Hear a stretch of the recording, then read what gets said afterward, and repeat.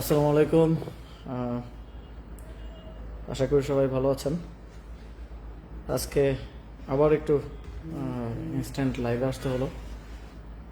একটা বিষয় একটু হয়তো আপনারা সবাই শিরোনামে দেখছেন বিভিন্ন জায়গায়, যে 25 কোটি টাকা নিয়ে গেছে আসিফ মাহমুদ এবং হাসনাত আবদুল্লাহ। তার মধ্যে 15 কোটি নিয়ে গেছেন আসিফ মাহমুদ, আর 10 কোটি নিয়ে গেছেন হাসনাত আবদুল্লাহ।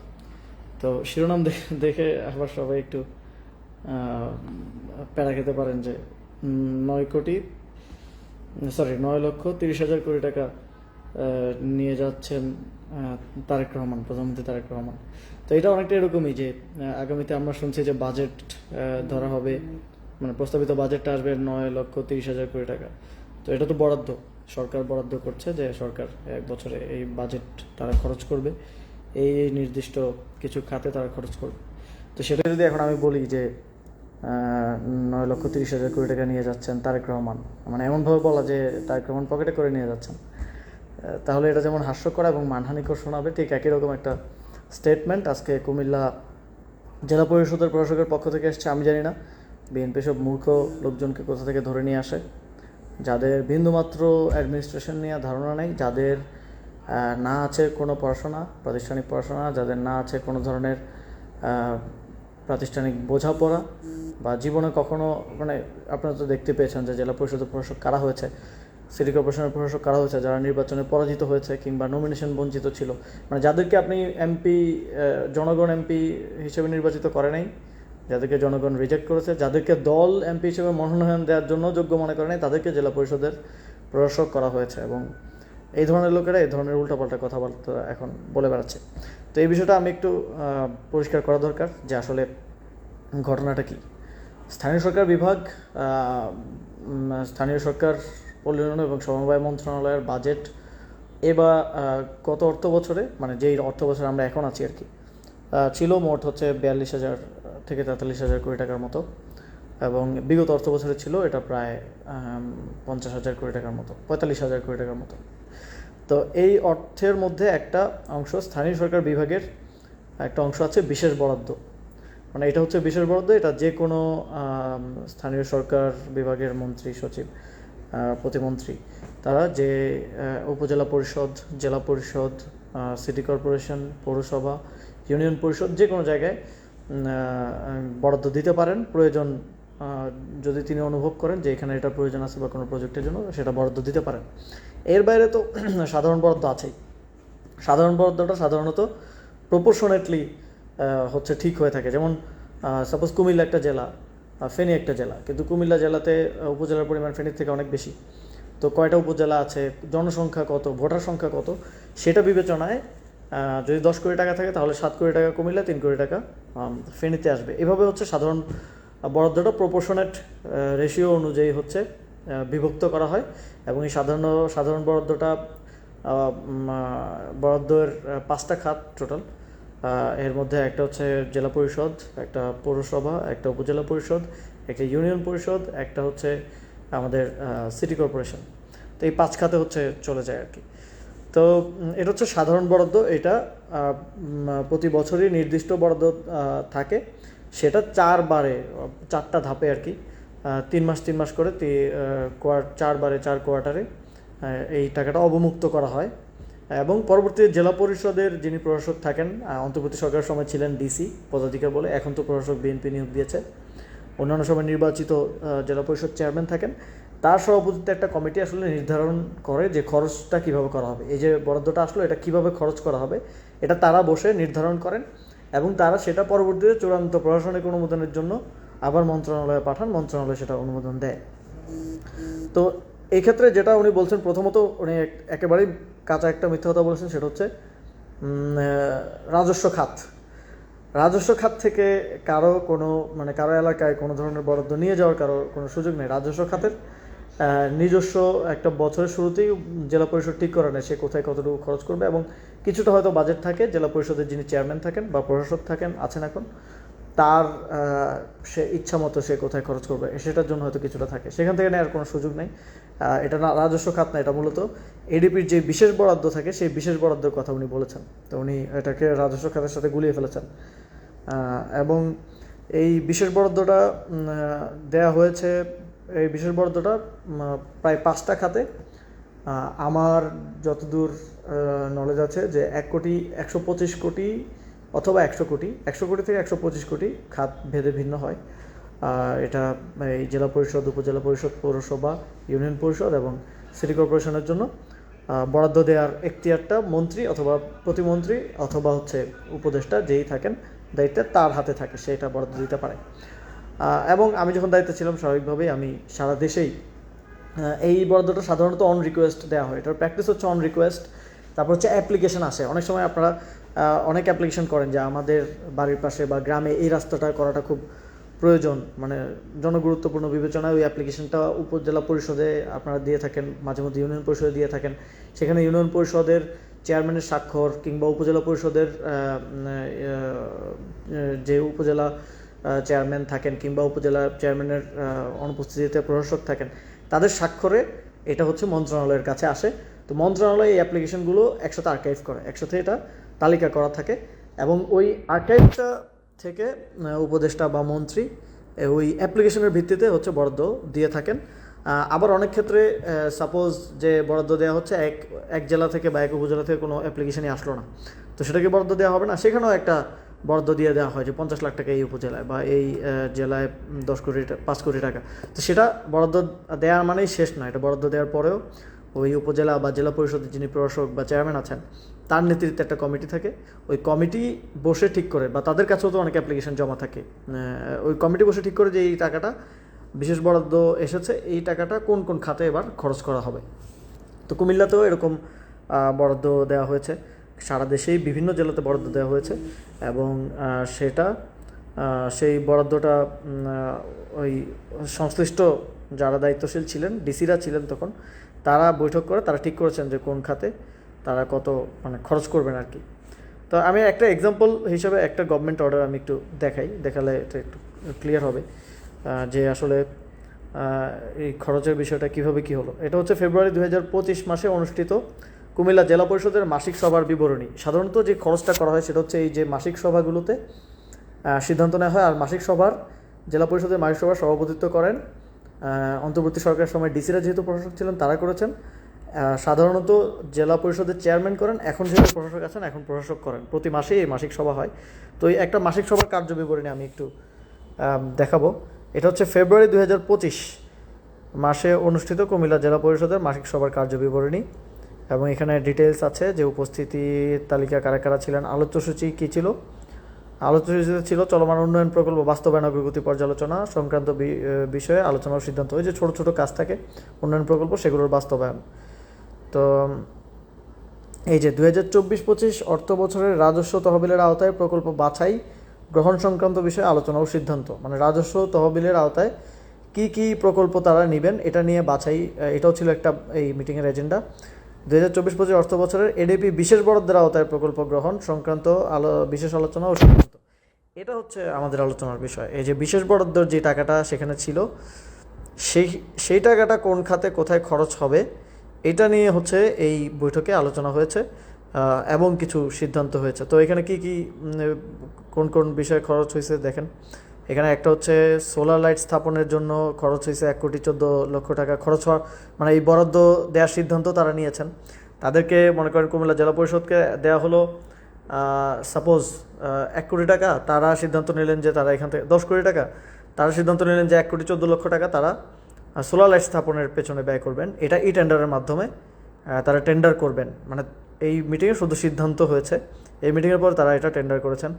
তারপরে কর্মহীন অসহায় ব্যক্তিদের কর্মসংস্থানের লক্ষ্যে 26 লক্ষ টাকা, অসহায় কর্মহীন ব্যক্তিদের কর্মসংস্থানের লক্ষ্যে 62 লক্ষ টাকা, 104টি বিদ্যালয় এবং 14টি কলেজে হয়তো কিছু আসবাবপত্র দিয়েছে, সেটা 23 লক্ষ টাকা।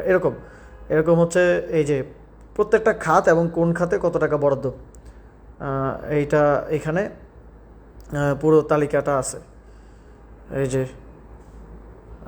যে এখানে দেবিদ্বার পৌরসভার আছে, কুমিল্লা সদর ইউনিয়নের আছে, এখানে আরও বিভিন্ন ওই জায়গার আছে। এখানে এই যে সিটি কর্পোরেশনেও কোন খাতে কত খরচ হচ্ছে সেটা আছে। এই যে সিটি কর্পোরেশনের বিভিন্ন মসজিদে বরাদ্দ, তারা এখানে বসে সিদ্ধান্ত নিয়েছেন যে তারা এই অর্থের একটা অংশ বিভিন্ন মসজিদে বরাদ্দ দিবেন। এই যে মদিনা মসজিদ কুমিল্লা 8 নং ওয়ার্ড সিটি কর্পোরেশন 5 লক্ষ টাকা, এবং মসজিদে যে বরাদ্দটা যাচ্ছে সেটাও কিন্তু এই টেন্ডারিং প্রক্রিয়ার মধ্য দিয়ে এটা সম্পূর্ণ পিপিআর অনুযায়ী ব্যয় করতে হবে। এই টাকা আপনি কাউকে ক্যাশ হাতে দিতে পারবেন না, ক্যাশ মানে এই টাকাটা আপনাকে পিপিআর অনুযায়ী ব্যয় করতে হবে। যেই সাধারণত যেই প্রক্রিয়া টেন্ডার নিতে হয়, টেন্ডার নিয়ে সেখানে কাজ করে দিতে পারে জেলা পরিষদ, এবং পিআইসিও করা যায়। পিআইসিটা এটার ক্ষেত্রে হয়তো একটা নীতিমালা আছে যে 50%-এর বেশি পিআইসি করতে পারবে না, 50% প্রজেক্ট করতে হবে আর কি। তো এটা হচ্ছে এই যে কুমিল্লা আদর্শ সদরের বিভিন্ন মসজিদে বরাদ্দ, এই যে অধিকাংশই এখানে মসজিদে বরাদ্দ। তো এটা হচ্ছে একটা পেপার। তো এরকম আমার কাছে অনেকগুলো আছে, এই যে এখানে অনেকগুলোই আছে, প্রায় যে কুমিল্লাতে যা যা গেছে প্রায় অলমোস্ট, কুমিল্লার বাইরে হয়তো কয়েকটা থাকতে পারে। এই যে এটা হচ্ছে জুন মাসের কোথায় কোথায় কী খরচ করবে। এই যে 24 জুন 2025 খ্রিস্টাব্দ তারিখে অনুষ্ঠিত জেলা পরিষদের মাসিক সভায় খাতভিত্তিক গৃহীত প্রকল্প তালিকা। আমি আপনাদেরকে ফেব্রুয়ারি মাসেরটা দেখালাম, আবার জুন মাসেরটা দেখাচ্ছি। এই যে জুন মাসে কোথায় কোথায় খরচ হয়েছে দেখেন। একটা মসজিদ সংস্কারের দাউদকান্দিতে 2 লাখ টাকা বরাদ্দ, 1.5 লাখ টাকা বরাদ্দ, এবং এই যে ই টেন্ডারের মাধ্যমে কিছু খরচ হয়েছে প্রকল্প কমিটির মাধ্যমে। এই যে এখানে নাঙ্গলকোট আছে, 14 গ্রাম আছে, হোমনা আছে, সদর দক্ষিণ উপজেলা আছে, বুড়িচং আছে, তিতাস সিটি কর্পোরেশন, এই সব কিছু মিলে 40 লক্ষ টাকা। এই যে এখানে আবার নাঙ্গলকোটের কিছু আছে, তারপরে বরুড়া আদর্শ সদর। আমি যেহেতু কুমিল্লা নিয়ে আলোচনা হচ্ছে সেজন্য কুমিল্লারগুলো দেখাচ্ছি। এর বাইরে সারা দেশেরই আছে, মানে সারা দেশেই ঠিক একই প্রক্রিয়ায় আসলে সিদ্ধান্তগুলো হয়। যিনি জেলা পরিষদের দায়িত্বশীল থাকেন তার নেতৃত্বে একটা প্রতি মাসে মাসিক সভা হয়, এবং মাসিক সভায় সিদ্ধান্ত হয় যে বিশেষ বরাদ্দ কিংবা রাজস্ব খাতের বরাদ্দ কোন খাতে খরচ হবে। তো এটা ইন্টারেস্টিংলি তিনি বলছেন যে আসিফ মাহমুদ এবং হাসান আবদুল্লাহ নিয়ে গেছেন। তো এই জন্য আমি ক্যাপশন দিলাম যে এই মাননীয় প্রধানমন্ত্রী তারেক রহমান মানে নিয়ে যাচ্ছেন। আসলে তিনি তো নিয়ে যাচ্ছেন না, তিনি মানে সরকার বাজেট প্রণয়ন করছে। এখন বাজেট প্রণয়ন করে যদি বলা হয় যে নিয়ে যাচ্ছেন, তো এটা খুবই ইন্টারেস্টিং যে বিএনপির একজন জেলা পরিষদের চেয়ারম্যান প্রশাসকের মতো জায়গায় একটা লোককে বসিয়েছে, তিনি আসলে নিয়ে যাওয়া এবং বরাদ্দ দেওয়ার মধ্যে পার্থক্যটা বোঝেন না। এবং এটার প্রক্রিয়া খরচের মানে কথাটা সাউন্ড লাইক যে আসিফ মাহমুদ 15 কোটি টাকা পকেটে করে নিয়ে গেছে আর হাসান আবদুল্লাহ 10 কোটি টাকা পকেটে করে নিয়ে গেছে। তাহলে এটা আমরা তো এভাবেই বলা উচিত, মানে তারা যেমন বলছে যে তাহলে 9,30,000 কোটি টাকা বিএনপি পকেটে করে নিয়ে যাচ্ছে। যাই হোক, এটা জোক সাইড। আসলে বিএনপির উচিত ছিল তারা যাদেরকে জেলা পরিষদের প্রশাসক নিয়োগ দিয়েছে তাদেরকে একটা ন্যূনতম ট্রেনিং দেয়া। মানে এটা আমার দেশের এসএসসি পাস কাউকেও যদি এরকম একটা দায়িত্ব দেওয়া হয়, তিনিও এতটুকু সহজ বিষয় বুঝবেন রাজস্ব খাত কোনটা বিশেষ বরাদ্দ খাত, এবং এটা খরচ কিভাবে হয়েছে, খরচের প্রসেস কি, এবং এই খরচের পুরো প্রসেসের সাথে আমি উপদেষ্টা থাকা অবস্থায় আমার সংশ্লিষ্টতার কোনো সুযোগ নেই, হাসান আবদুল্লাহ সংশ্লিষ্টতার কোনো সুযোগ নেই। এটা জেলা পরিষদ সিদ্ধান্ত নিয়েছে। জেলা পরিষদের মাসিক সভায় সিদ্ধান্ত হয়েছে, ডিসির সভাপতিত্বে এটা সিদ্ধান্ত হয়েছে। এখানে জেলা পরিষদের যারা অন্যান্য সদস্যরা আছেন তাদের অংশগ্রহণের সিদ্ধান্ত হয়েছে, এবং এটা খরচটাও হয়েছে প্রজেক্টের মাধ্যমে, প্রকল্পের মাধ্যমে। যে এখানে আপনারা দেখেছেন ই টেন্ডারের মাধ্যমে এই খরচটা নির্ধারণ, মানে খরচটা বাস্তবায়ন করা হয়েছে। যে একটা সাপোজ ওনাদের কাছে অ্যাপ্লিকেশন আছে যে একটা মসজিদে অজুখানা প্রয়োজন, অজুখানার জন্য গ্রামবাসী বা এলাকাবাসী অ্যাপ্লিকেশন করেছে। তো তারা মিটিংয়ে বসে সিদ্ধান্ত নিল যে ওকে, এখানে অজুখানা করে দেওয়ার জন্য আমরা একটা 3 লক্ষ টাকার একটা টেন্ডার করব। তো ওইটা এই টেন্ডারের মাধ্যমে সেই মসজিদে খরচ হয়েছে। এটাকে জেলা প্রশাসক বলছেন যে হাসান আবদুল্লাহ নিয়ে গেছেন, আসিফ মাহমুদ নিয়ে গেছেন। তো আমি বিএনপির প্রতি, আমাদের প্রধানমন্ত্রী তারেক রহমানের প্রতিও আহ্বান জানাবো, আপনারা এদেরকে একটু শিক্ষা দীক্ষা দেন, একটু লার্নিং আমার মনে হয় প্রয়োজন, বিন্দুমাত্র একদম ন্যূনতম লার্নিং প্রয়োজন।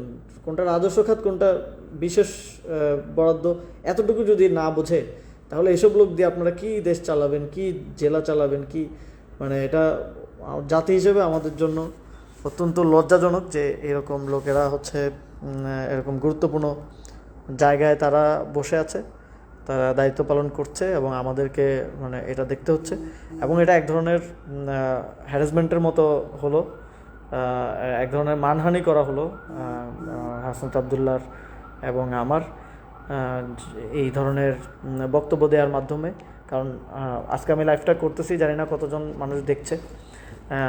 তার বক্তব্যটা কিন্তু নিউজের মাধ্যমে প্রথম আলো নিউজ করেছে, অলমোস্ট সবগুলা পত্রিকায় এবং মিডিয়ায় নিউজ করেছে। তার বক্তব্যটা কিন্তু লাখ লাখ মানুষের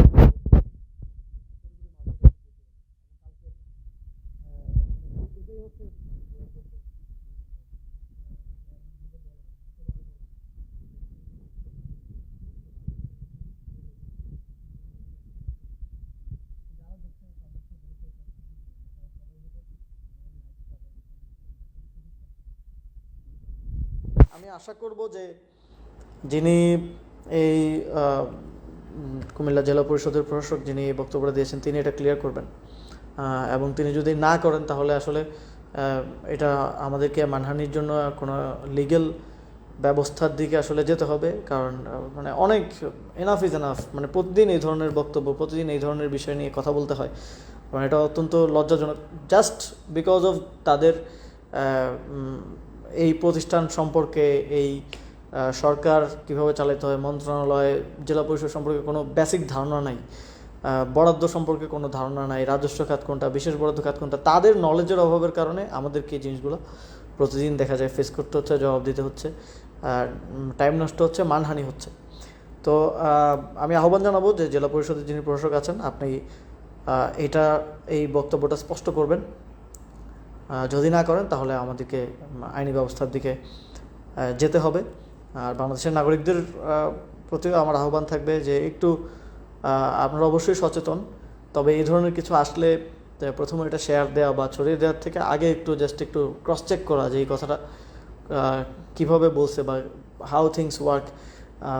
আর আমাদের দিক থেকেও চেষ্টা থাকবে সর্বোচ্চ স্বচ্ছতা, যেটা আমরা প্রথম থেকেই আমরা দেখিয়ে আসছি, এবং সেটা আমরা রাখবো। এবং এই আমার জায়গা থেকে আমি এই জন্য এক্সপ্লেনেশনটা দেওয়া গুরুত্বপূর্ণ মনে করলাম, কারণ অনেকেই বিভ্রান্ত হচ্ছেন এই ধরনের বক্তব্যের পরে। আমি আশা করব তিনি তার বক্তব্য সংশোধন করবেন, অন্যথায় আমাদেরকে আসলে আইনি পদক্ষেপের দিকে যেতে হতে পারে। তো অনেক ধন্যবাদ যারা ছিলেন, কষ্ট করে সময় দিয়েছেন, দেখেছেন। একটা রিকোয়েস্ট থাকবে যে আসলে অনেকের কাছেই পৌঁছে দেওয়া হয়েছে এই মেসেজটা, যে বা এই নিউজটা অনেকের কাছেই পৌঁছে গেছে, যেহেতু অনেক জায়গায় নিউজ হয়েছে, কিন্তু আমার এই এক্সপ্লেনেশনটা পৌঁছে দেওয়ার ক্ষেত্রে আপনারা একটু মানে সহযোগিতা করবেন, যারা দেখেছেন একটু যদি সম্ভব হয় শেয়ার করার চেষ্টা করবেন। ওকে, সকলকে অনেক অনেক ধন্যবাদ। যদি এই সংক্রান্ত কোনো ফার্দার কোশ্চেন থাকে, আমি এর আগের বারও বলেছিলাম যে প্রতিমন্ত্রী শাহ আলম সাহেবকে যে যদি কোনো কিছু নিয়ে মনে হয় যে এটাতে হচ্ছে, তাহলে আমরা তো দায়িত্ব পালন করে এসেছি, আমাদেরকে চাইলে ডাকতে পারেন, এটা কোনো সমস্যা নেই। ইয়াতে আমেরিকাতে এখনও নির্বাচনের পরে নতুন প্রেসিডেন্ট দায়িত্ব নেওয়ার পরে তিনি আগের প্রেসিডেন্টদের সাথে বসেন, এটা একটা কন্টিনিউয়েশনের ব্যাপার আছে, যে আগের অ্যাডমিনিস্ট্রেশন কীভাবে কাজ করছে সেটা বোঝারও একটা ব্যাপার আছে। তো এটা আপনারা বসতে পারেন আমাদের সাথে, কোনো ব্যাপারে আরও অধিকতর স্পষ্টতা প্রয়োজন হলে বা কিছু বুঝতে না পারলে, বা যদি মনে হয় যে এটা আমি ভুল করছি বা ভুল হয়ে থাকতে পারে, তাহলে এটা উই হ্যাভ এ এক্সপ্লেনেশন, বা ওই সময় যারা অ্যাডমিনিস্ট্রেশনের দায়িত্ব পালন করেছেন তাদের কাছেও এক্সপ্লেনেশন আছে, আপনারা বসতে পারেন। জাস্ট উল্টোপাল্টা বক্তব্য না দিয়ে আপনারা, যেমন মোস্তাক সাহেব তিনি জেলা প্রশাসক যিনি এই মন্তব্য করলেন, তিনি চাইলেই যোগাযোগ করতে পারতেন, বা তিনি আমি জানি না, তিনি একেবারেই বেসিক একটা জায়গায় ভুল করেছেন, রাজস্ব খাত এবং বিশেষ বরাদ্দ খাতকে গুলিয়ে ফেলেছেন। যাই হোক, সকলকে অনেক অনেক ধন্যবাদ, সবাই ভালো থাকবেন। আশা করি যে সবার ঈদ ভালো কাটছে।